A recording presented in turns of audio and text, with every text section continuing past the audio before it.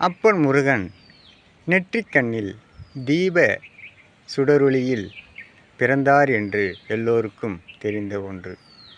நெருப்பில் பிறந்ததனால் இவர் நெருப்பு வடிவமாக தீப சுடரொளியாய் காட்சி தருவார். நெருப்பிடம் யாரும் நெருங்க முடியாது. காரணம், நெருப்பிற்கு 2 குணங்கள் உண்டு.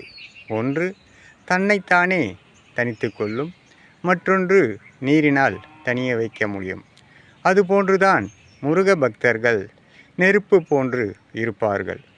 அவர்களை அன்பினால் அடக்கலாம். கருணையால் அவர்களின் மனதை நாம் நெருங்கலாம்.